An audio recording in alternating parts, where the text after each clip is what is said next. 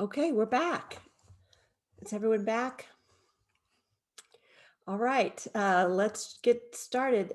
Bill Johnson is our next speaker, so I'll turn it over to you. Great, thanks so much, Cindy. And a big thank you to Southern Illinois University School of Law and the Law Journal for organizing this important conversation and for inviting me to participate. I've really enjoyed the day and I'm looking forward to the papers. I'm going to begin by talking very briefly about some of the practical reasons international experience is important for law students, in my view. I will then continue by sharing some of the ways that we made alternative practical opportunities available to students.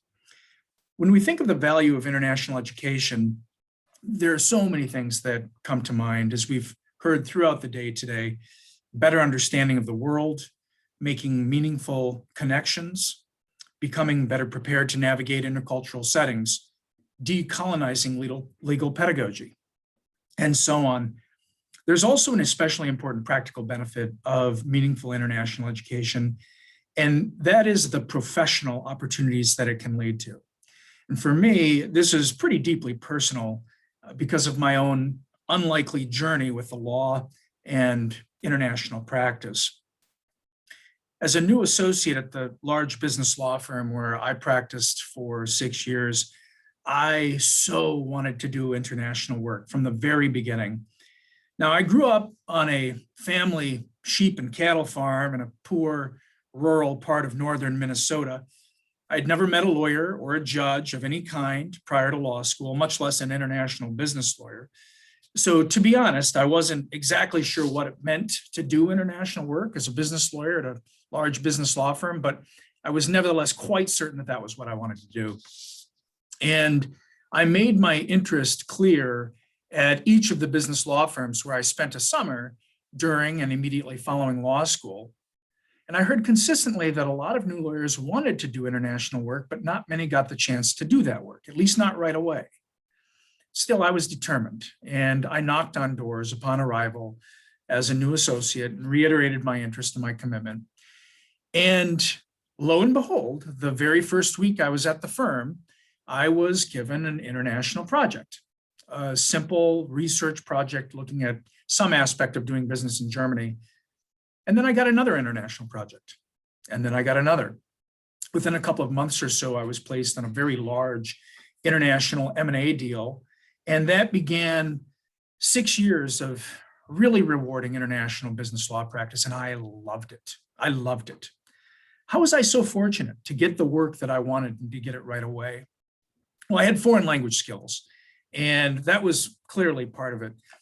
But I was also given a lot of opportunities in law school to get meaningful international experience and to deepen my understanding of international law and practice while I was still a student. And that included a lot of speaker events, of course, and symposia just like this one. I also had the opportunity to be a research assistant for a really amazing international law scholar on the faculty. I made a point of getting to know the new LLM students that arrived each year, which was fun and rewarding, and I've kept in touch with many of them. I spent a semester of law school studying abroad. And all those opportunities and experiences made such a difference for me in terms of my knowledge, but also my confidence, and I think my credibility.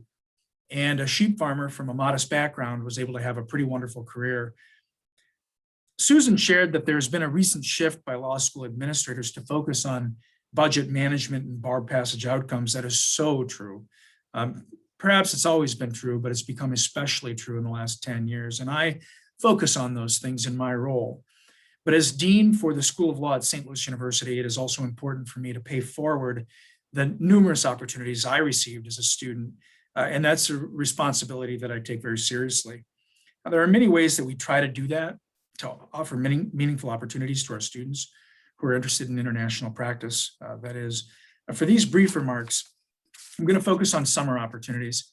St. Louis University has campuses in 2 cities, one in St. Louis, Missouri, and one in Madrid, Spain. The SLU Madrid campus has been around for more than 50 years. And 20 years ago, the School of Law began offering a 6-week summer law program on the Madrid campus. It's a really wonderful program, and students who participate in the program universally rave about their experience.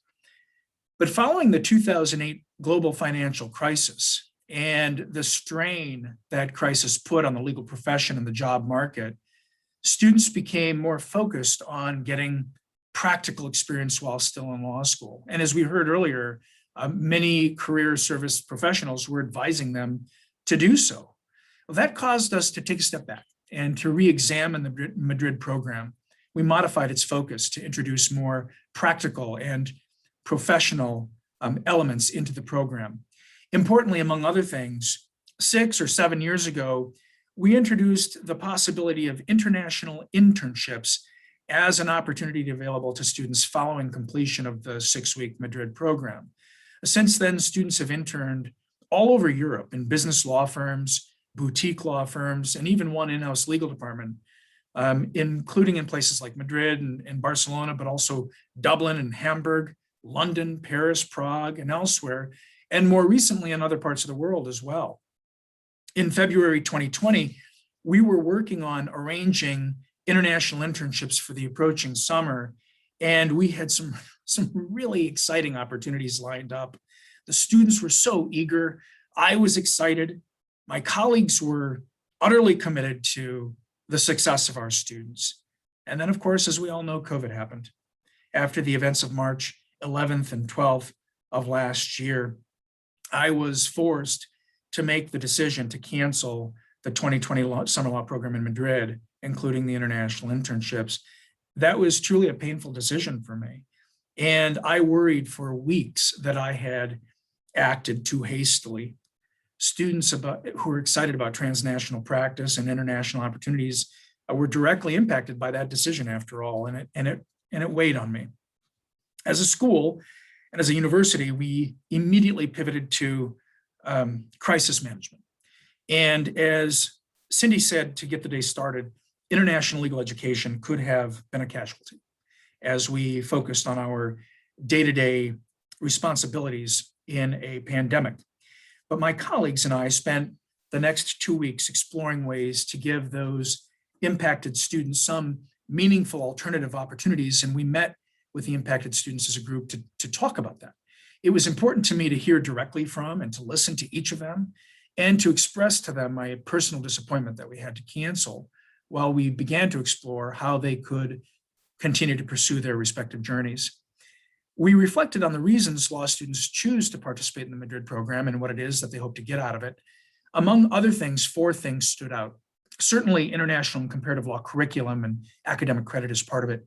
Also, gaining experience in the summer months, professional networking, and of course, the study abroad experience itself. We explored all those things with the students. Today, I'll focus on gaining experience in the summer months. I'll touch on professional networking and study abroad if time permits.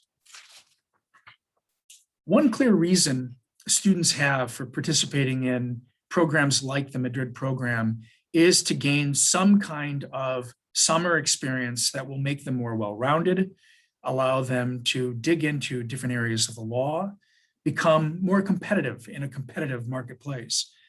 Summer 2020 was a tough summer to get experience of any kind. In St. Louis and most everywhere around the United States, it was impracticable for most students to have a summer opportunity that would take them physically outside the United States.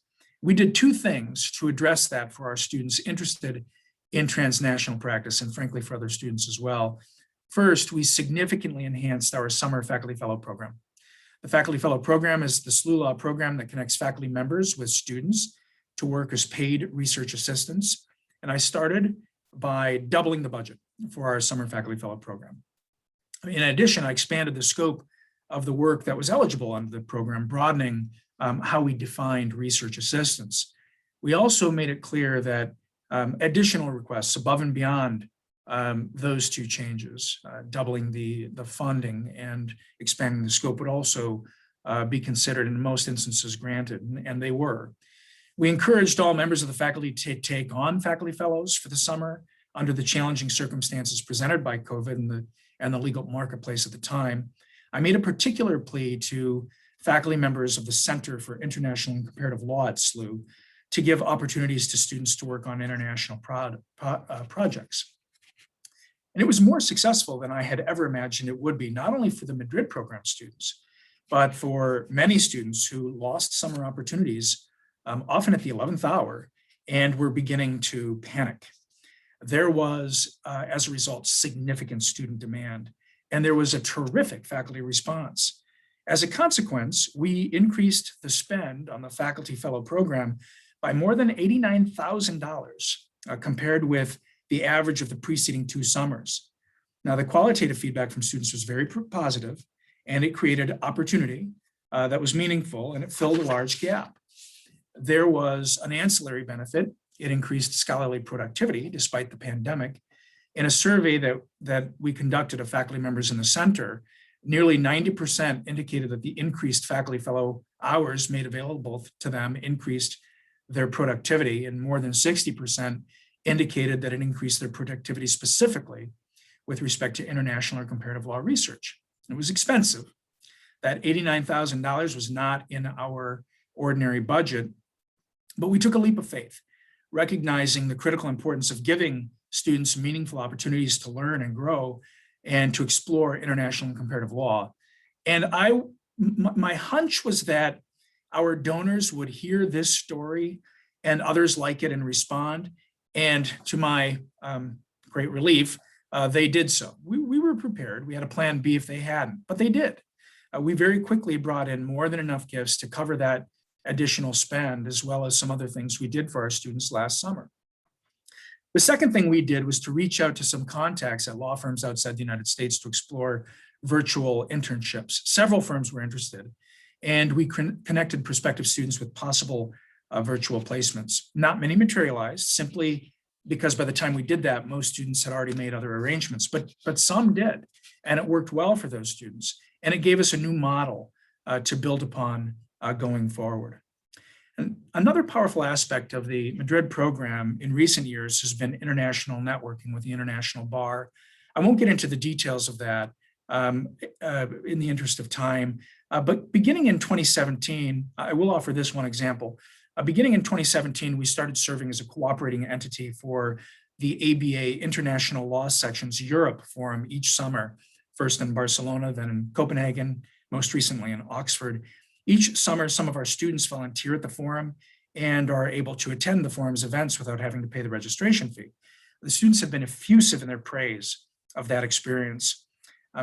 We weren't able to do that in 2020. There was no Europe Forum that was offered by the ABA International Law Section. Instead, it switched to virtual events, creating more accessible networking opportunities. As my dear friend Diane Edelman mentioned and shared the link to, there will be an annual meeting next week. I routinely encourage students to consider joining the section, and I frequently meet individually with students to give them advice on how to maximize section membership, and we make funding available to students to help cover the costs. Participating in a section webinar or committee meeting virtually is accessible to far more students than attending a section forum in Barcelona. But finally, for some students, it isn't so much about the curriculum or getting summer experience or even the networking. It's just a chance to go overseas and study abroad, and we know that. We know that understanding the world is crucial today. We know that there is no substitute for in-country experience. For those reasons, we are committed to offering the summer law program in Madrid this summer if we reasonably possibly can. It won't be easy, but we're working with public health experts to make it work. But we've also seen this year that far more students were able to take advantage of international opportunities at home than would ordinarily be able to travel overseas. For some, it's the inability to leave local obligations like a job. For some, it's family considerations, childcare, elder care, or other family considerations. For some, it's economic disadvantage. And when international travel returns, and it will return, it will be critically important, in my view, to remember that.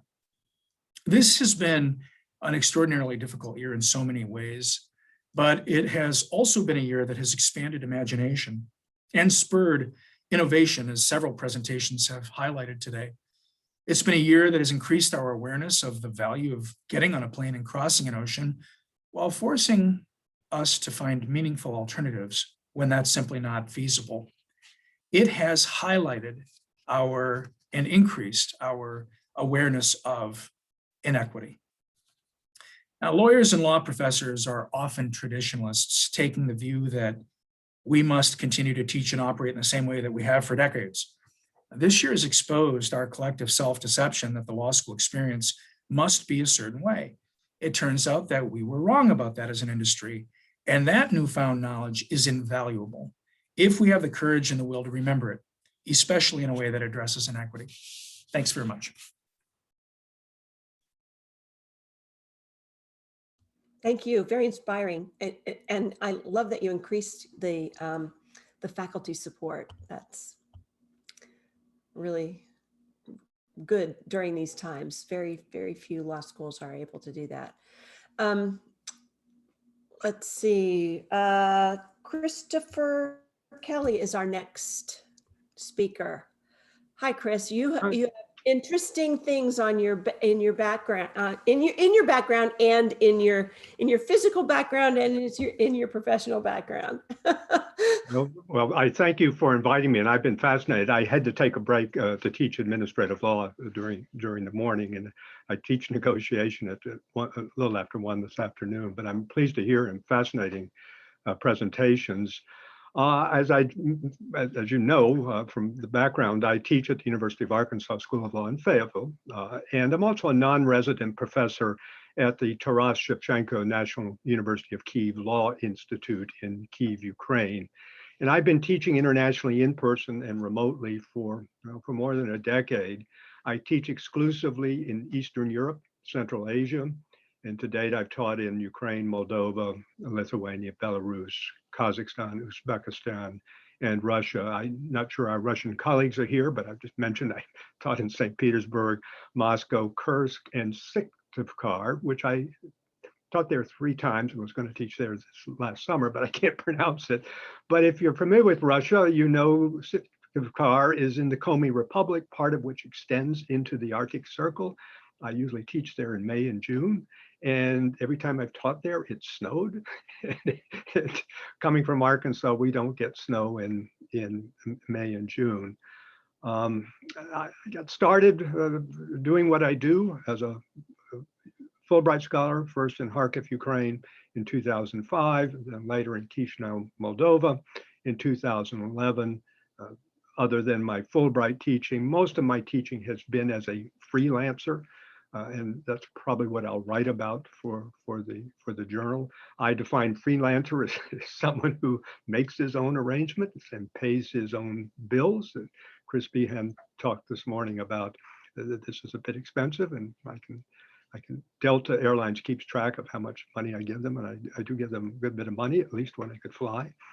I also teach pro bono at, well, all my teaching pro bono. I also teach, in addition to teaching at universities, I teach at law firms, occasionally an NGO, and also teach pro bono there. And I've actually done a CLE, a continuing legal education program in Minsk, Belarus. When I teach remotely, I most often teach legal writing in English. I have a course that I've tinkered with for probably a dozen years. It's like an accordion. I can make it an 8-unit course, or I can make it a 12-unit course. I can include seminars.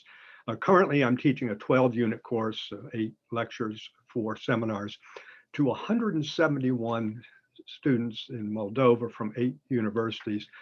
This was arranged kindly by the American Bar Association Rule of Law Initiative.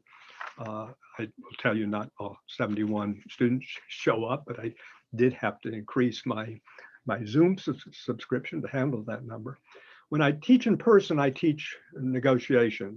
One reason for that is negotiation is not commonly taught in the places where I teach. This is changing, but when I started doing it, it wasn't as commonly taught as it is now. I've taught other courses, environmental law courses, some others.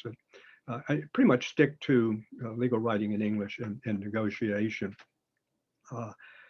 And I've taught negotiation remotely, as Professor Graffy has said. It works really well remotely. I teach it, of course, taught it here, both in the fall and the spring, remotely. In fact, I taught 2 sections of it in the fall here remotely. And I've taught it to Ukrainian students. In fact, when the pandemic hit last March, a few weeks later, some students, master's students I knew I'd been introduced to, I had not really taught them before, at Taras Shevchenko contacted me and said, would you teach negotiation for us? So did a 2-month ad hoc course, not for credit, but I actually ran through all of my negotiation exercises that I use here. And on occasion, if the time zones work out, I've had students here negotiate with students in Belarus and Ukraine. If there's not as a regular activity, but as an occasional one when the time zones allow me to do that.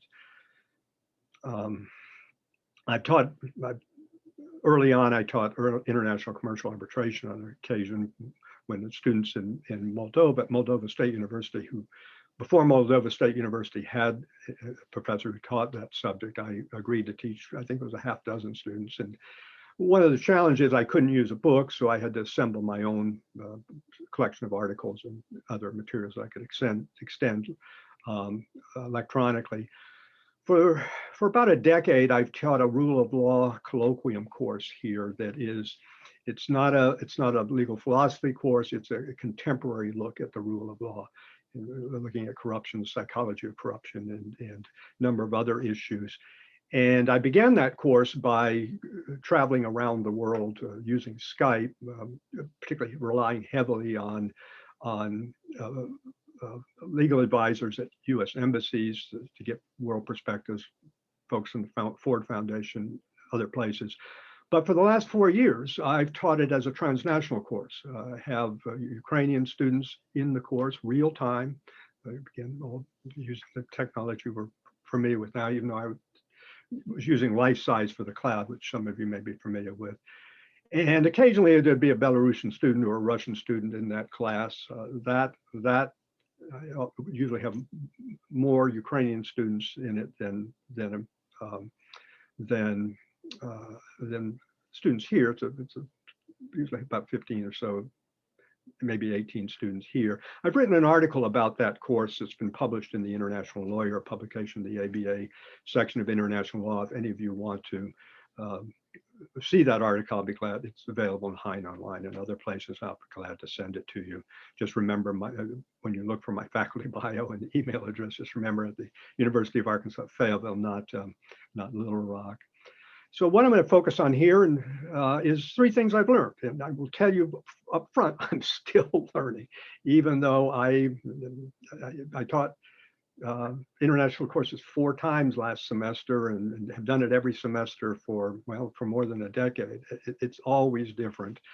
No groups of students are the same. For example, when I teach students, I often teach at Taras Shevchenko. They're fluent in English, but I've taught 4 weeks in Taldykorgan, Kazakhstan, including negotiation, to a group of students who were not fluent in English. I could ask them, what are you going to do tonight? And they would not understand. So it was a lecture without any assurance that anyone was understanding me. When I distributed the exercises, they all pulled out their phones and scanned it, phones in, and translated from English to either Kazakh or Russian, whatever they were using. So that, you have to adjust for that. But the first lesson I've learned, and it's just an essential lesson to learn, and all of you know it already, but it's worth repeating, is relationships matter. You need an audience, and I depend on people inviting me to teach. And what I've discovered, if you teach a course that the students like, they tell their dean, and if you keep the dean happy, we got a former dean and a current dean here now, that's a pretty good deal. So I try to make the students enjoy the class. And probably one of my best relationships with the dean is with Dean Belashenko, former Dean Belashenko at the Belarusian State University's law faculty. I was the first American professor to teach there. He doesn't speak English. I don't speak Russian or Belarusian. But yet we get along very, very well. In fact, after the first time I taught there, things were going well. So I asked him, gee, can I bring to me some Arkansas law students? he said yes. Some second thoughts about it later when he realized the political implications, but I ended up creating a course called Transnational Negotiation, had an embedded field trip, took Arkansas students to Minsk over spring break, spent a week negotiating, and I had to reteach the course to the Belarusian students as I did it. And later took students to Kyiv right before the Revolution of Dignity, and I've taken students to Moldova. Some mentioned of embedded field trips. I created a course called Rule of Law in Moldova just to take students there. Second lesson I've learned is keep things simple. I started teaching using Skype. Skype works. It won't handle 171 students as Zoom will, but it works really well. So it's not the tool of the trade these days.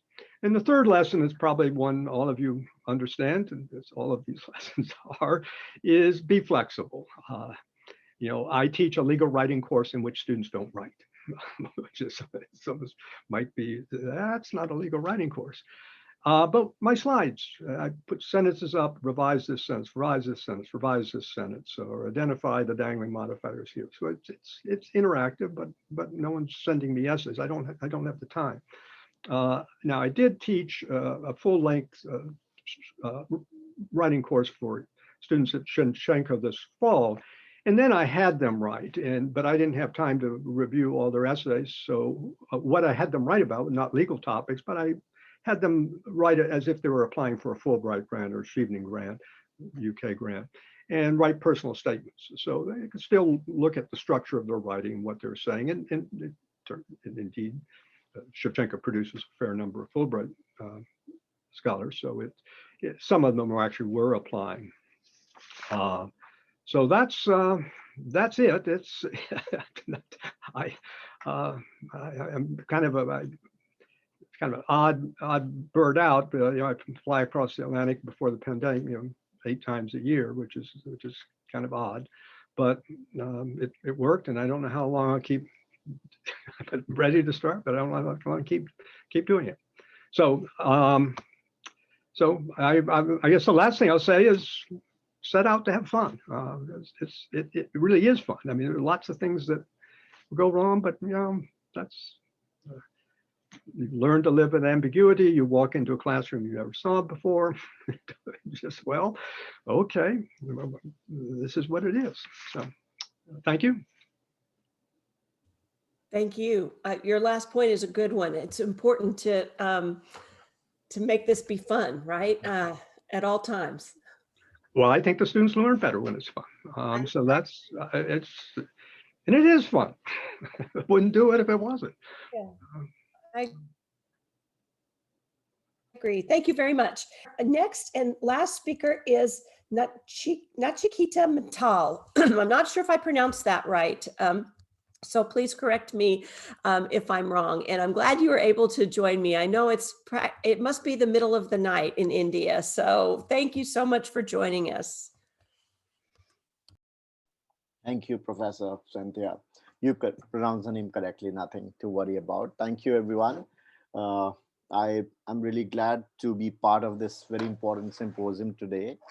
And good afternoon to all of you in Chicago. I have been to Chicago around 4 to 5 times since last 5 to 6 years. I've usually been there attending and making the presentations in the University of Florida College of Law and Northwestern School of Law. And it has always been a very enjoyable time. It's very freezing, very different from the rest of the part of the US. So I have been lecturing in different places in US, from Georgia School of Law in Atlanta to Toledo College of Law, and also in Miami-Dade College, and been also lecturing and giving the conference talk in Atlanta International Arbitration Society. But Chicago has always been fun, to be there. And one of the more exciting reasons has been that I get to meet a lot of my friends from the legal fraternity. And I like the entire environment, and how the universities are very closely related in that neighborhood of Chicago. So it's always been a pleasant memory. Now, my dear friends, first of all, I thank University of Southern Illinois University's Journal of Law for inviting me and organizing this program, this symposium, which is very much needed in today's time. It's been almost a year. We all are completing the anniversary of COVID-19. We all would have been struggling with it in our own ways and methods, uh, at personal as well as professional level. Now, coming down to the talk which I have to make today, I have proposed a topic: legal education, affordability with quality beyond borders in times of pandemic. Now, before I come down to specifics, that why did I title it like this, and what is so important and relevant that I'm going to bring to the table today. So I have to mention, just give a brief background of myself to all of you, that I am a law professor from India. And I did my bachelor's of law as well as LLM in human rights law from India. You may have to excuse me a few times for the cough, since I've just returned from the hospital, day before yesterday, but I didn't want to lose out on the opportunity. So, and then I was also on a scholarship with International Bar Association as their intern and alumni program, which is there, where I again learned a lot of human rights and international human rights perspective. And it is after my law school and LLM, I started working with number of non-governmental organizations in India. My major research has been focused on access to justice. So I have practically worked in more than 150 villages in India.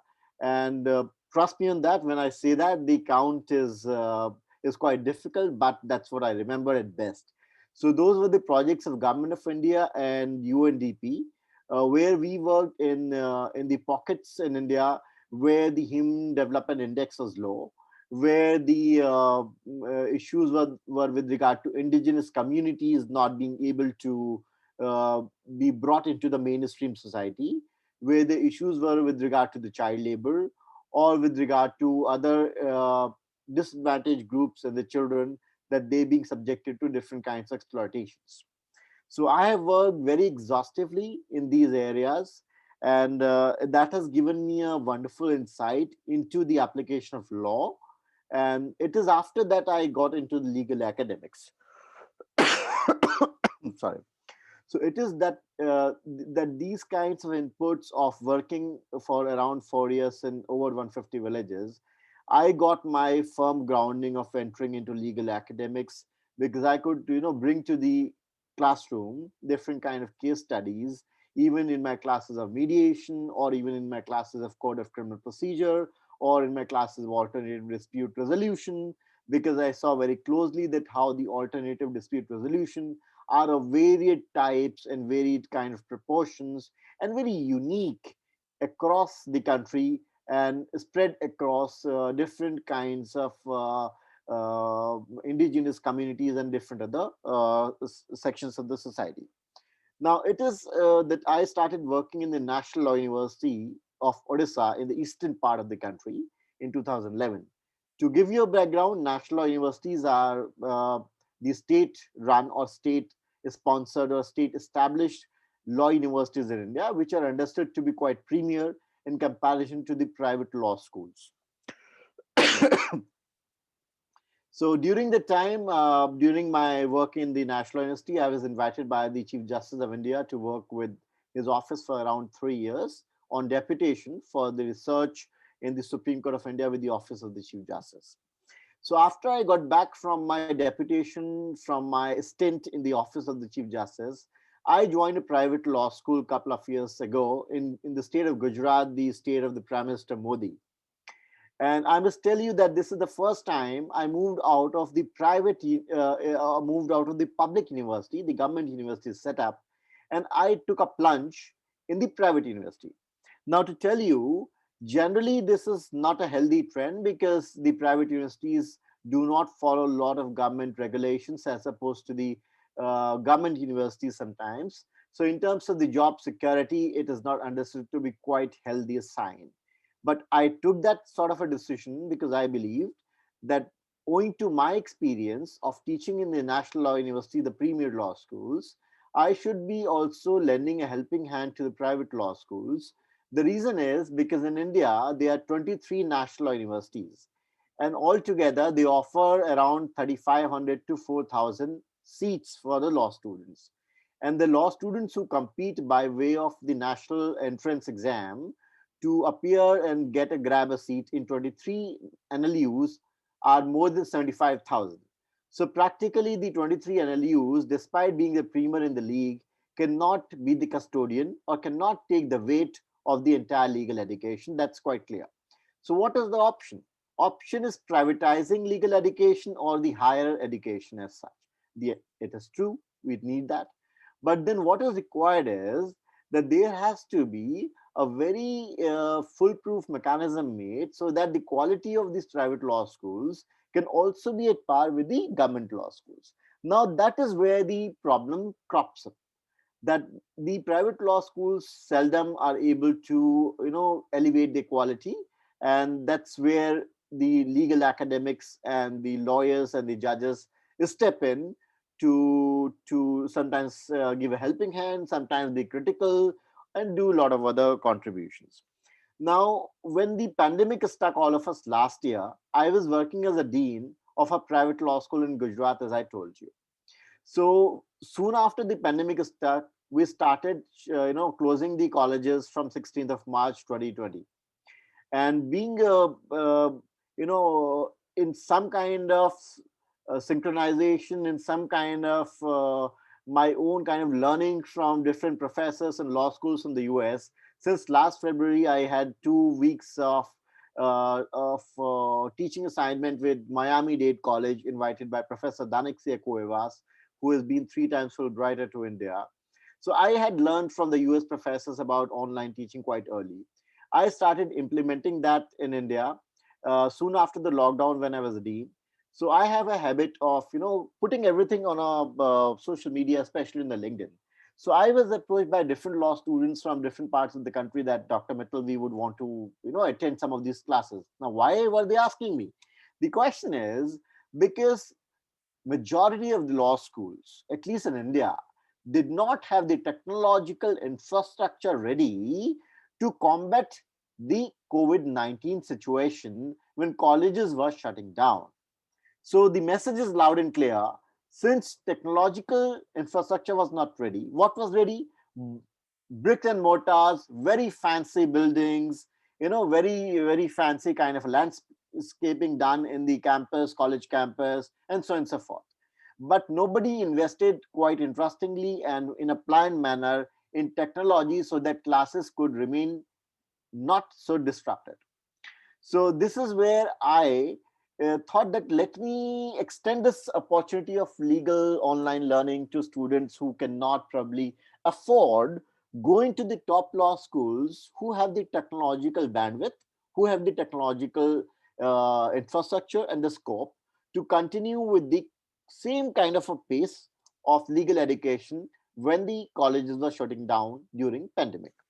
So I reached out to some of my law teacher friends, my colleagues from different law schools where I worked earlier. And I asked them that I want to start a platform. And this platform will not be a commercial platform. This platform will be a pro bono platform. And my idea was that there's lakhs of law students in India who do not get admitted to the top law schools for reasons of economical barrier, geographical barrier, and several others.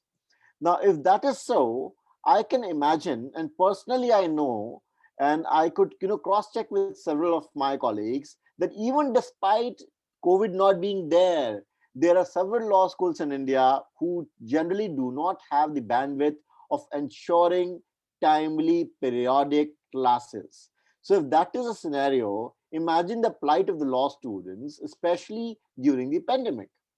So I reached out to my law teacher friends. I reached out to a few lawyers of the Supreme Court.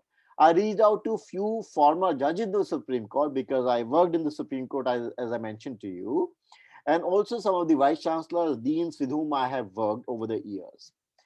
I also got the support of the former Law Secretary of the Government of India. And formally on 25th of April 2020, we are going to complete the anniversary shortly in next 2 weeks.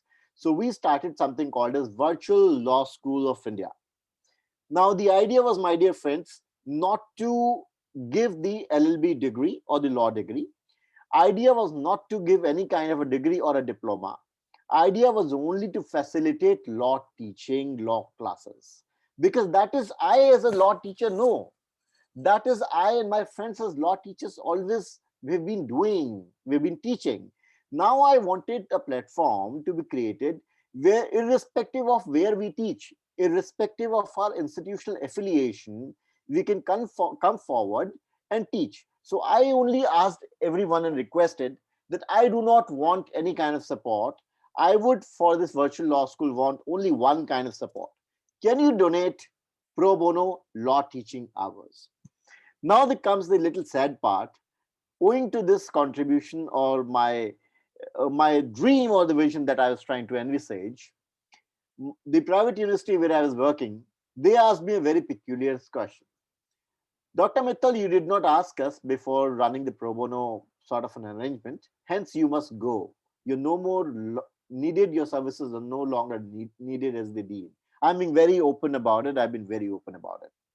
I said, no problem. If the university who cannot appreciate that I am, moving forward in the direction of teaching lakhs of law students pro bono as my moral responsibility as a law teacher, I do not think I should stay in the university any longer.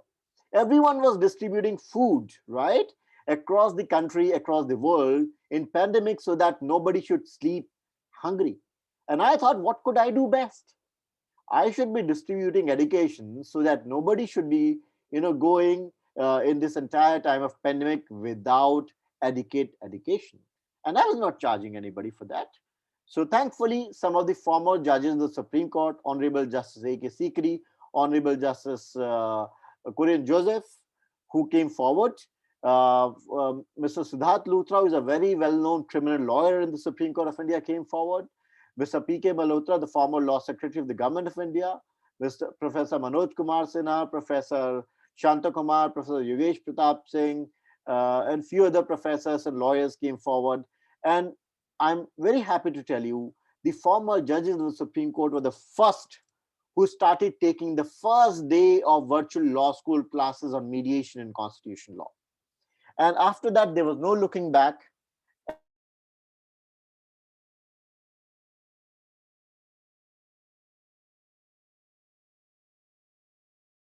To run, and it's a critical time of employment. Do you require monetary help? Trust me, my dear friends, I have not raised a single penny since last 1 year. I have always told everyone, I don't want money. Can you give me 5 hours of law teaching? Can you give me 10 hours of law teaching? And I'm happy to tell you, some of the finest law professors, I'm not saying just law professors, I'm speaking with conviction here, some of the finest law professors in India have been donating over 50 to 60 law teaching hours since last April. They've been teaching for last 5 to 6 months, constitutional law, intellectual property law, mediation, arbitration. Some of the arbitrators, who are very expensive arbitrators, mind you, my dear friends, they charge quite heavy, they are well sought after. They donated their 25, 30 hours of arbitration to teach arbitration law. And Mr. Siddharth Luthra, who is a very well-known, extremely busy criminal lawyer in the Supreme Court of India, he taught 15 hours of bail jurisprudence. So I was happy to come up with this platform. And what we did was, for initially 2 to 3 months, we did not charge a single penny to anybody. We just simply opened up the advertisement and said that every law student of this country is welcome, irrespective of the fact that whether you landed up in the top law school paying lakhs of rupees, or whether you landed up in an ordinary law school paying few hundreds of rupees. We did not want to discriminate even amongst the law schools, because we said that even if you're a law student, you have a hunger to study, we here bring to you the teachers who are best across the law schools and the lawyers and the judges. So we created an environment of celebration of teaching. And that's how we got support from the Gujarat National University, where I'm based in the state of Gujarat. The Vice Chancellor was very supportive. So the Vice Chancellor came forward and told me, Dr. Mittal, how are you operating? I said, I am using Zoom and I'm paying out of my own pocket. And by then he and a lot of friends knew I have left a job. He said, that's not a good sign. I said, but I'm not going to ask anybody for money. And so I paid for 3 months of Zoom out of my own pocket, despite losing a job. So after that, he was very generous, and he said that we will grant you a license of WebEx of 1 year, and you should continue your classes. You're doing a good job as a professor, and not many people have that sort of a thing to give up a job and do this. I said yes, and to tell you, friends, not to invite anybody's sympathy, I'm being very frank. In last 1 year, I've been drying up all my savings. And just last week, my mother fell, ill for COVID. I just came out of hospitalization 2 days ago, and it's been a tough time. But I have not let anything, fall behind. So we started, continued teaching. And mind you, my dear friends, when the Bar Council of India, which is equivalent of ABA in the United States, when the Bar Council of India stipulates every law school which gives degree according to the recognition of BCI has to teach around 30 hours a week. We as the virtual law school, without a promise of a law degree, without any recognition from statutory bodies like Bar Council or anybody, we were teaching 32 hours a week. And on an average, we were teaching 5 hours a day, 6 days a week for 2 to 3 months initially. After that, since every organization needs to sustain, and I did not have money to sustain, we started charging as low as $10 US, 10 USD for one full course of 30 hours to a law student. You can imagine that it's meager amount. 10 USD for 30 hours of law teaching from the best professors or the retired judges of the Supreme Court or the senior counsels of the Supreme Court or the sitting vice chancellors and the deans who are the senior professors. They used to come forward and teach. So that's how we have been operating this platform. So from 2 to 3 months from pro bono, we developed a model which I call as low bono. So since I did not want to commercialize, I also chose to register the virtual law school as part of Section 8 of Companies Act, which is a not-for-profit company. Since a lot of my friends suggested you must register it as a private limited company, I said that was never an agenda from day one. And I do not want to draw even a penny out of it. My entire objective was to make the legal education, the quality legal education, more affordable, more accessible by one and all, irrespective of the fact that which law school a student belongs to. And also, I'm very happy to tell you, despite in this critical financial situation, from day one, virtual law school, through virtual law school, we have not been charging even a single penny of low bono from any student who was spatially abled or from economically weaker section. Every student who belongs to the economically weaker section has got a certificate from the government of India or from the respective state governments, or a spatially abled student has to only show us the certificate to that effect. And each of the student has been studying around 10 to 13 to 20 law subjects completely free of cost. So that has been the journey, my dear friends. And then in between, we came up with another interesting program called Professional Legal Education Program, PLEP. I thought that beyond people who do law, people like in the media industry, in the NGO sectors, they all need some inputs of law. Law protects us right when we are in the womb of a mother. Law protects us right even after death with regard to right to a burial or funeral with human dignity. Right? So law encompasses every facet of human life. So I thought we should also reach out to, give some kind of legal inputs in a very basic nutshell.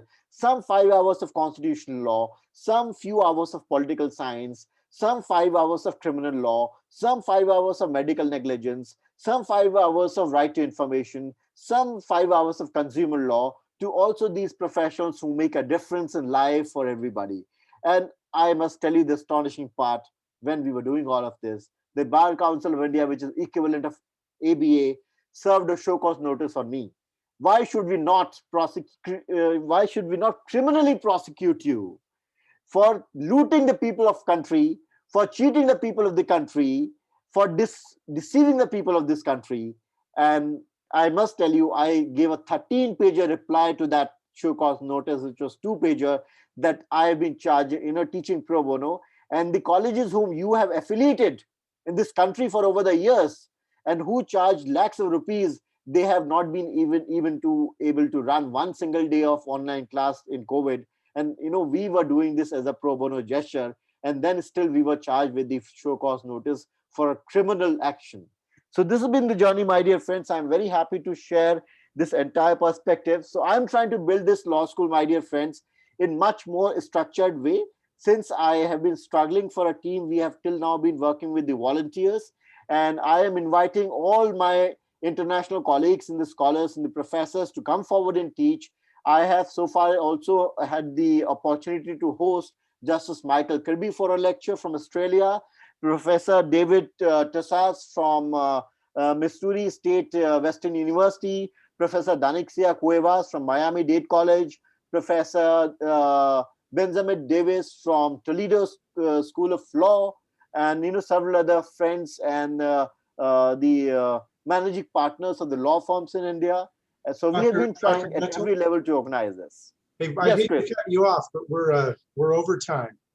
Oh, no problem. I'm sorry for that. I apologize. But thanks, Chris, for switching the time and allowing me this slot.